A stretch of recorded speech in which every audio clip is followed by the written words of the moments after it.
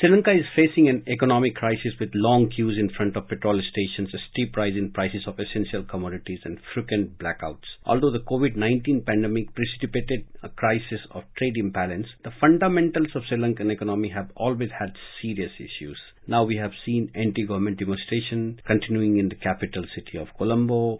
Several protests are taking place in different parts of the country against the current Rajapaksa government. A large number of protests gather on Call Road in Colombo and raise slogan against the government of the island nation. Ambassador Sajanhar, why do you think suddenly Sri Lanka has gone to this state? Thank you very much, Sanjay. Thank you for your introductory remarks, and it's a very important question. As you have said yourself, Sri Lanka has been facing an economic crisis for quite some time, and this is not this making is not of immediate developments. It has been brewing. It has been in the works for quite some time. I think if as far as the recent economic crisis, which is really mentioned as the worst economic crisis to have hit Sri Lanka in its history. I think in more recent times one could go back to the April 2019 bombings that took place in Sri Lanka in Colombo, in which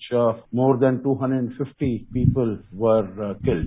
And we need to keep in mind that Sri Lanka earns about 10% of its GDP from tourism arrivals, most of them coming from UK, from India, and some other countries. So it lost a large number of tourists as a result of that. It was not seen as a very safe destination for people to come and spend their holidays. And so that had a very serious impact. We also need to keep in mind that before that, from the 1980s till about 2009, when we had the LTTE problem and the Sri Lanka Tamils, and there was this civil war that was raging in the country, the tourism had taken a huge hit. Even exports had taken a huge hit. But coming to this 2019 crisis, so the tourism took a very bad hit. And even before it had an opportunity to recover, we saw the COVID-19 pandemic. So travel was completely restricted, and even as far as exports are concerned, they were very seriously restricted. So the foreign exchange reserves of the Gotabaya Rajapaksa government, which were to the tune of about $7.5 billion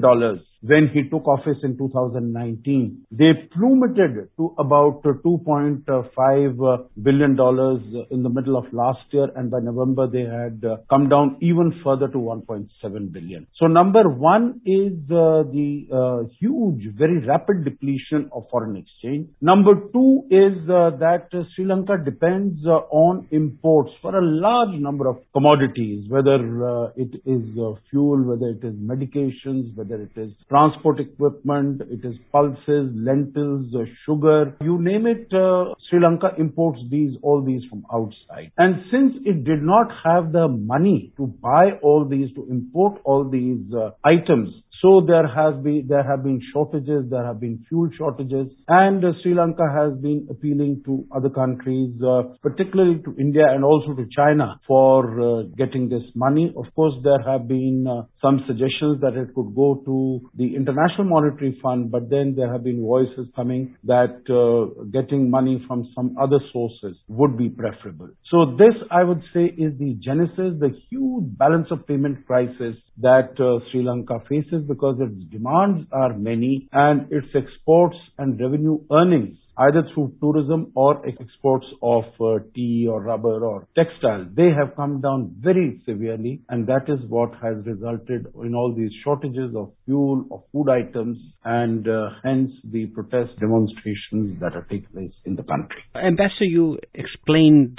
the current situation with Sri Lanka. So basically it's a problem of balance of payment crisis and financial mismanagement. We have seen food supplies, getting dried up because of lack of foreign currency to pay for imports. I think the Sri Lanka last time had a similar problem was in 1974, when food had to be rationed and people had to stand in line for rice, tea, sugar and other essential items. But the difference between 1974 crisis and this time is that at least last time Sri Lankans were able to grow their own food if necessary. But in 2020, along with the foreign exchange crisis, Sri Lanka is also facing a fertilizer crisis, which has left the country struggling to grow its own food. How will that that impact for the common man not having food, enough food? That's a very, very dangerous sign for the country. No, you're absolutely right, Sanjay, because if you look at the macro situation as far as the Sri Lankan economy is concerned, its per capita GDP is not very small. In fact, it is much higher than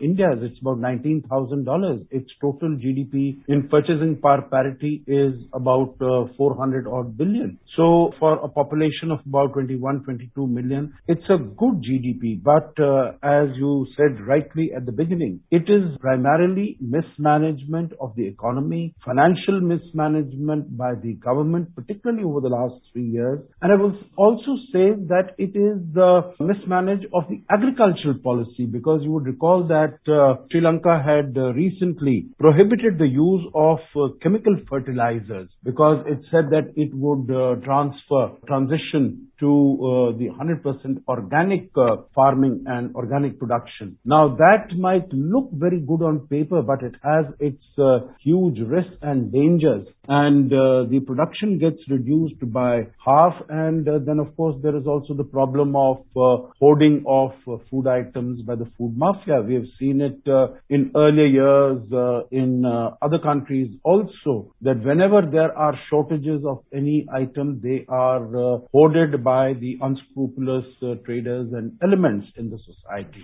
And that is exactly what has happened in Sri Lanka, resulting in huge shortages of food items, food riots taking place, something which you very correctly said had also happened in 1974. But at that time, the Sri Lankan economy was definitely not as well developed as it is today, and they were able to grow some of their items. But today, the Sri Lankan economy is so hugely dependent upon imports of many of these food items, food products. And the fact that they do not have their own domestic production has suffered, because they also had the problem of import of this fertilizer from China, and that proved to be of very poor quality, and it was rejected. It was not used by Sri Lanka, and that has also caused this huge food crisis in the food sector, which has led to food shortages. And even as far as food rationing is concerned, what was mentioned, that even as far as corn is concerned, it should be rationed in a manner so that it is given only to those who need it the most, like pregnant mothers.